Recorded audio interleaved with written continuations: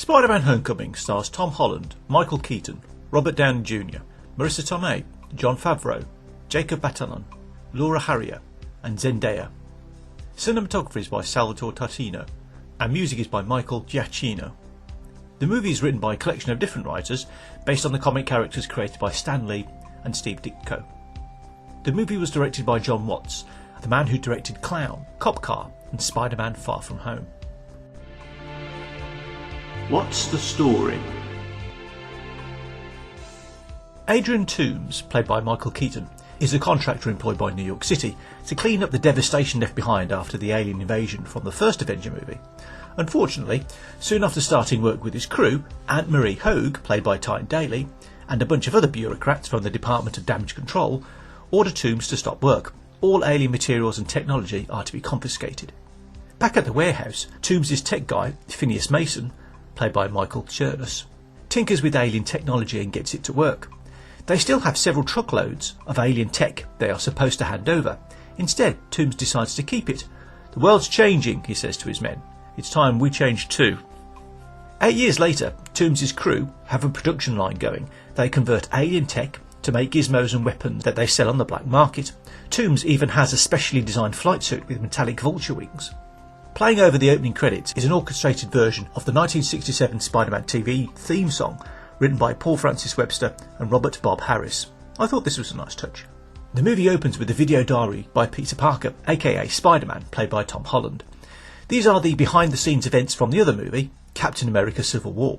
The first clip is Peter being driven to the airport by Tony Stark's assistant, Happy Hogan, played by Jon Favreau. The second clip is Peter on the plane, which is fully automated and has no pilot. The third clip is Peter arriving in Berlin and getting to his hotel. The fourth clip is Peter opening up a new Spider-Man suit courtesy of Tony Stark. The fifth clip is actually at the airport in the Captain America Civil War movie, with the sixth clip taken in a break during the actual fight against Captain America's team. The final clip is taken inside a limo on the ride home. Now we see Tony Stark, played by Robert Downey Jr. Tony does a piece to camera for the benefit of Peter's aunt, May, where he pretends that Peter has attended a weekend retreat at the Stark internship. As Happy gets Peter's case out the trunk of the limo, Tony explains to Peter that he can keep the new suit. Peter is not yet an Avenger, but Tony will call him when there is another mission. In the meantime, Peter has to keep on doing what he does as Spider-Man, and Happy will be his contact. 2 months later, Peter has still not been called up for any more missions, and he's getting a little bit frustrated. On his way to school one day, Peter gets in the way of a sports car driven by Flash Thompson, played by Tony Revolori. As Peter walks down the school hallways, keen-eyed viewers will notice that one of the school news announcers on TV is Betty Brant, played by Angourie Rice. This is someone with a significant history with the Spider-Man comics, but unfortunately she doesn't get much to do in this movie. The purpose of the TV clip is to explain that the homecoming dance is not far away. While at his locker, Peter is joined by his friend, Ned, played by BATALON. Ned is a fat nerd that likes to play with Lego.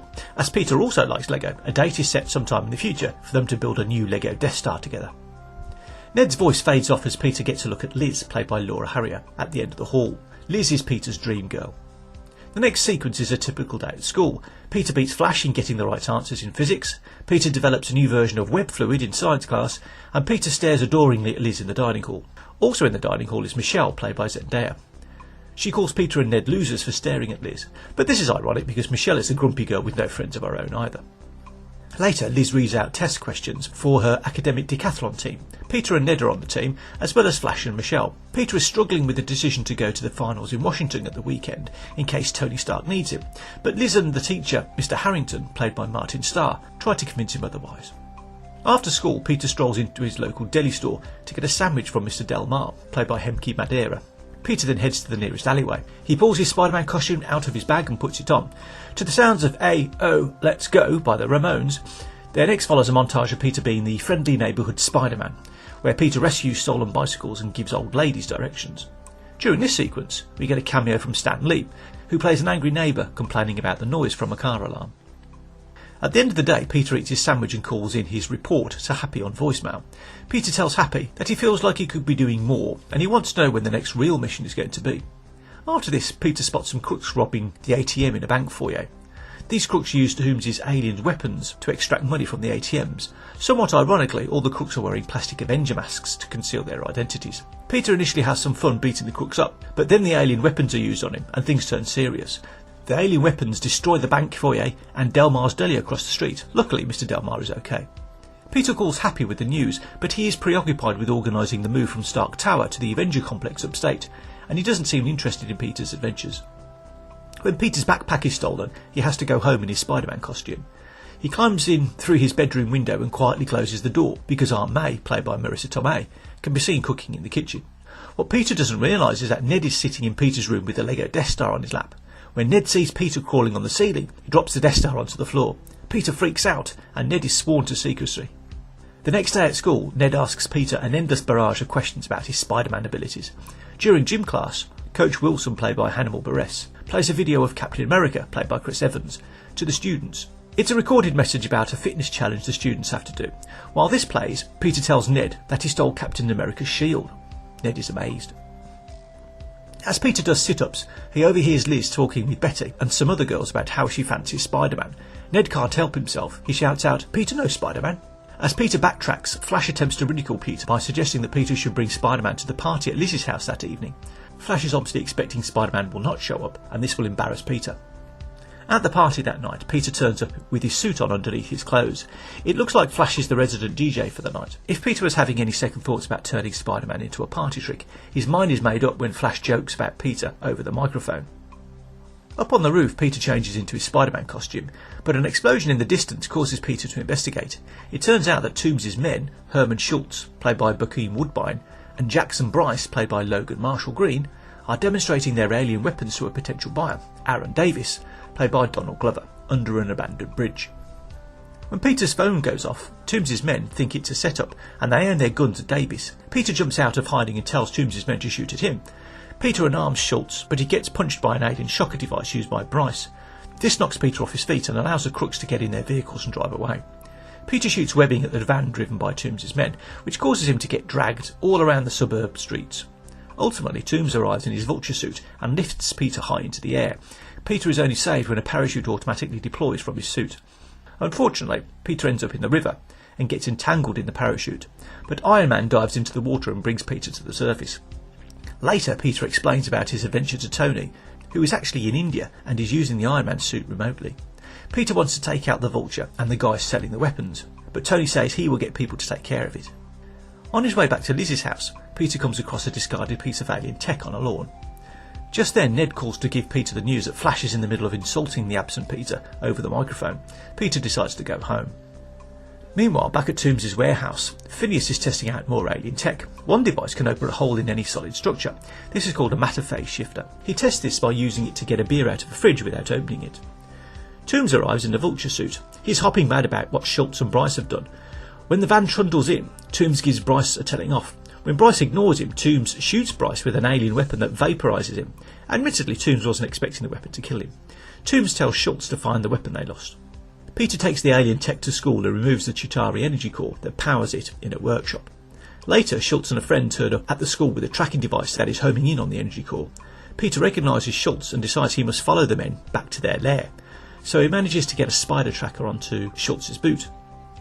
After a period of waiting, the signal stops in Maryland. As Maryland is near Washington, Peter decides to tag along on the school trip to Washington for the academic decathlon, thus displacing Flash from the team.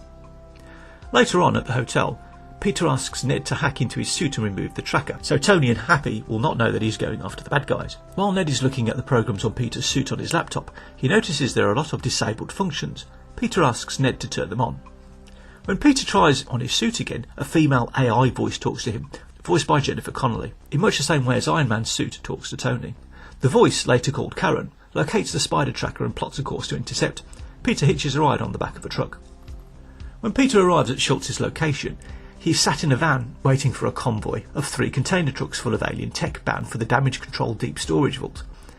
Toomes flies over the convoy in his vulture suit and uses the matter phase shifter to create a hole and drop inside.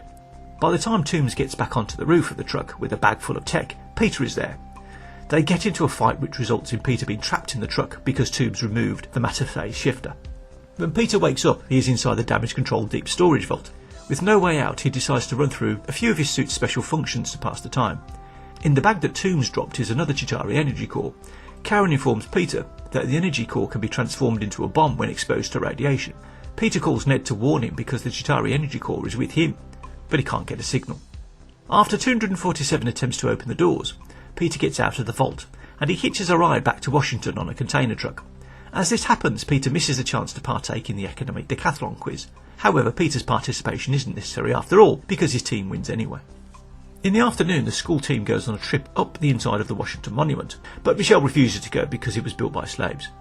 As Ned passes through security, the bag scanners activate the Chitauri energy core, and it starts to become unstable. While riding in the elevator to the top, the energy core explodes, and this causes structural damage to the monument, yet no apparent damage whatsoever to any of the people that are standing less than 3 feet away from it. Peter arrives at the monument in his Spider-Man suit, and he starts the long climb to the top. A police helicopter arrives, and the police threaten to shoot Peter for some reason. Peter jumps over the helicopter and swings into the monument through a window. He catches the elevator as it falls and holds it while the school team get out. Back at school, Peter is enjoying the spider mania infecting the students. However, Peter is in trouble for skipping out on the academic decathlon team, and he gets detention. He is forced to watch another Captain America video about breaking the rules. Michelle is also there, but she does not have detention. As she explains, "I just like to come here and sketch people in crisis." She's a weird girl. Peter skips out on detention and goes home. After putting on his suit, Karen finds the video log of the arms deal the previous Friday. She records everything apparently. Facial recognition identifies the buyer, Aaron Davis, and finds his home address. Peter interrogates Davis in a parking lot, but it doesn't go so well. However, Davis remembers that Toomes' men were about to shoot him, and Spider-Man saved his life, so he is grateful for that. Davis also doesn't want the dangerous alien weapons used in the neighbourhood, so he tells Peter that the crooks are going to make a sale on the Staten Island ferry the next day. On the ferry, Peter spots Schultz and Toomes. Mac Gargan, played by Michael Mando, is their potential customer, and he sends one of his men to a white pickup truck full of alien tech. Peter disables all the crooks, until only Toomes is left. But before Peter can move in, the FBI surround Peter. Toomes jumps into his vulture suit and uses an alien blaster to fire at Spider-Man and the FBI. Peter takes the blaster off Toomes, but it malfunctions and explodes. This cuts the ferry clean in two, miraculously without killing anybody. As water pours in, Peter tries desperately to hold the ferry together with webbing and his brute strength. Luckily, Iron Man comes to the rescue again. He deploys multiple drones to push the ferry back together and welds it shut. Tony gives Peter a harsh talking to. He explains that he did listen to what Peter had said previously, and he was the one that called the FBI. Tony concludes that Peter is not mature enough for the suit, and he asks for it back. "If you're nothing without the suit, then you shouldn't have it," says Tony. Peter has to return home without the suit and tell May that he lost the Stark internship. He also has to face the music at school the next day. Peter tries to go back to his normal life as a teenager. He attends detention, goes to class, and helps Ned finish the Lego Death Star. On the bright side, Peter asks Liz to go to the homecoming dance with him, and she agrees. When Peter arrives to take Liz to the dance, we finally get to see her father. Guess who it is? It's Toomes! This makes Peter act really awkwardly in the house and in the car as Toomes drives them to the dance. When the conversation turns over to Spider-Man, Toomes begins to get suspicious, especially when Liz mentions that Peter is always pulling a disappearing act. When Liz gets out of the car to go to the dance, Toomes pulls a gun on Peter in the back of the car. He thanks Peter for saving his daughter's life in Washington, but he also says that if Peter interferes with his business again, he will kill him. Peter gets into the dance hall, but he immediately leaves to go and find his old Spider-Man suit. However, outside, Schultz is waiting for him. Schultz punches Peter a few times with the shocker, and it is up to Ned to save Peter by using Peter's discarded web-slinging device on the shocker. When Peter catches his breath, he disables Schultz in a web and hijacks Flash's car. Peter gets Ned to track his phone, which he left in Toomes' car, and this directs Peter to Toomes' warehouse in Brooklyn. Peter sneaks in and takes a look around. From what we see, we gather that Toomes wants to hijack the plane full of gear that Happy is dispatching from Stark Tower to the Avengers complex. In an empty storage room, Peter finds Toomes alone. Toomes gives a speech about how there is one rule for the rich and another for the poor little guys. Toomes sells weapons to bad people, just like Tony Stark did, so what's the difference? But this talk is a distraction because the vulture suit flies in and chops up the support columns of the room. This causes the concrete roof to collapse onto Peter, crushing him. But Peter finds his inner strength and lifts off the heavy weight to free himself. He also manages to sling webbing onto the vulture suit and hitch a ride with Toomes unnoticed as he flies after the plane that leaves Stark Tower. Toomes locks onto the jet and gets inside using the matter phase shifter. After cloaking the transponder, he sees that Peter is outside the jet. Toomes gets back into his suit and fights Peter on and around the jet. One of the jet's engines is damaged and falls out, which Peter lets drop without any care given to where it might land or who it might hurt. When other engines are damaged, the jet eventually crashes on a beach. Toomes tries to finish Peter off and knocks him unconscious. Then he gets distracted by a crate of mini arc fusion reactors, the kind that power Iron Man's suit, and he leaves Peter. But when Toomes tries to take off, his suit malfunctions and he crashes. Peter then saves Toomes from the fire. By the time Happy arrives with his team, Peter has webbed up Toomes and all the tech from the plane. Sometime later, Peter sees Liz at school. With her father now in jail, she is moving to Oregon. The school quiz team are therefore looking for a new team captain, which is going to be Michelle. At this point, Michelle advises everyone that her friends call her MJ. Happy turns up to offer his thanks to Peter for saving the plane's inventory. He drives Peter to the new Avengers complex where he meets Tony again. Tony offers Peter a brand new suit and a place on the Avengers team. There is even a room for Peter next to Vision. Even though this is everything that Peter wants, he turns it down because he also wants to remain the friendly neighbourhood Spider-Man. This is Peter's way of looking after the little guy. As Peter goes to wait in the car, Pepper Potts, played by Gwyneth Paltrow, leaves a room full of reporters to ask where Peter is. Forced to come up with something else to tell the reporters, Tony asks Happy to produce the engagement ring he bought back in 2008. Some days later, Peter returns home to find his usual high-tech suit returned. After trying it on, May walks in on him. She says, "What the fuck?" The first end credit scene shows Toomes in jail with Mac Gargan. Gargan has a broken arm and has a scarred face from his altercation with Spider-Man and the Vulture on the ferry. Gargan has heard that Toomes knows who Spider-Man really is, so he asks him. Toomes replies that if he knew who Spider-Man was, he would be dead already.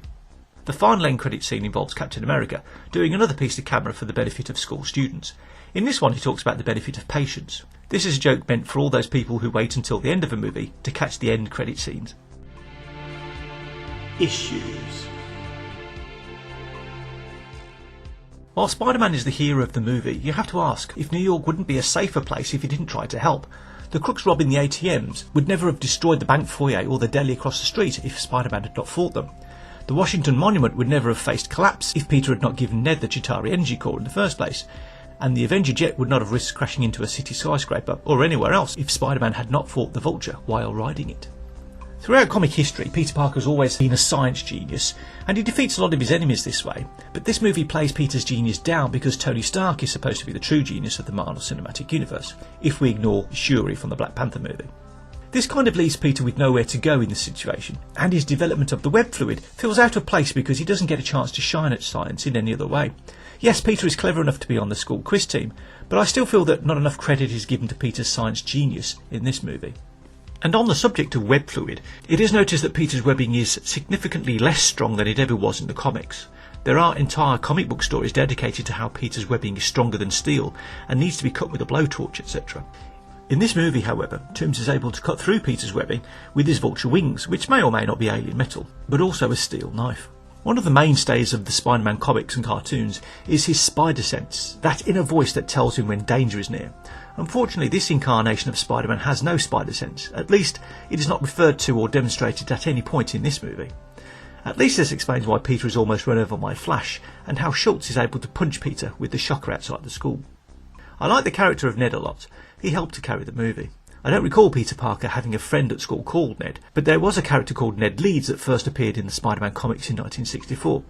This Ned worked as a reporter for the Daily Bugle, and who ended up marrying Betty Brant. However, other than the name, there is no correlation between these two characters, and so Ned is a completely new character. The casting of Flash Thompson was curious.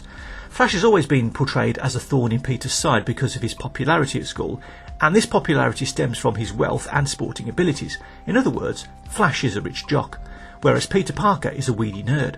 However, this movie gives the role of Flash to an actor who is weedier looking than Peter, so this comparison no longer applies. To compound the issue, Flash is given enough brains to be on the school quiz team, but he is obviously not as clever as Peter, so how is Flash any threat to Peter now? Is Flash's role reduced to shouting out sarcastic comments that can easily be ignored? I think the writers of this movie totally missed the point of who Flash Thompson was supposed to be. At the end of the movie, it is revealed that Michelle is actually MJ, aka Mary Jane Watson. Frankly, I found this hugely disappointing. Mary Jane is the most famous of all of Peter Parker's love interests. Peter dated MJ early on, but he later broke it off in favour of Gwen Stacy. But when Gwen was killed by the Green Goblin, Peter went back to MJ, and they eventually got married. MJ is known for two things, her flaky party girl personality and her red hair. So why would you stick a character in a movie that does none of the things that the character is famous for? Would Spider-Man be Spider-Man if he was not able to climb walls or shoot webbing? No. So how can MJ be a social outcast and not have red hair? It's a total misrepresentation of her character. It might sound that I'm against Michelle as a character, but this is not true. I liked her character and I think she was a good addition to the movie. But why does she have to be MJ? All of the character building that Marvel Comics has done over the last 50 plus years has been flushed down the toilet.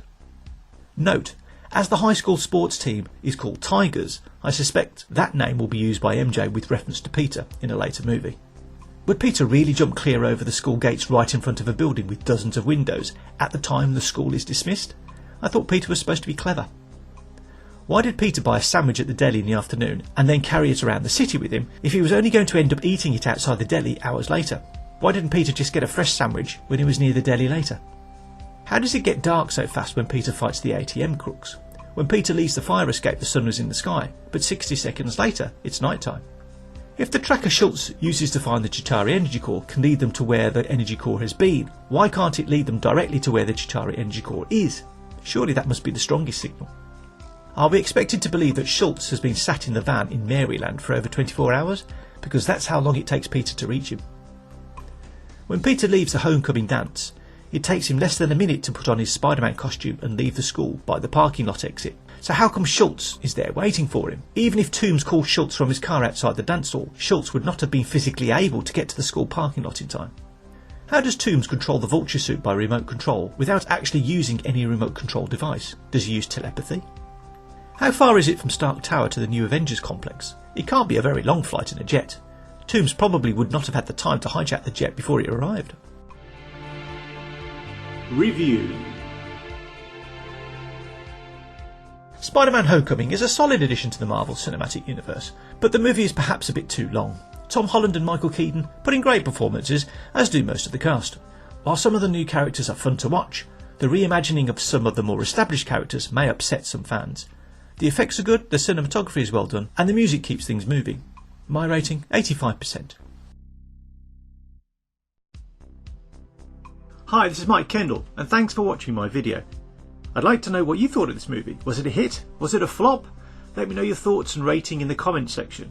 You can also tell me what other movies you'd like to see reviews for. Please like and subscribe, and remember to hit that notification bell for all my new videos. Sharing these videos on Facebook and Twitter would help me out a lot. I'd sure appreciate it.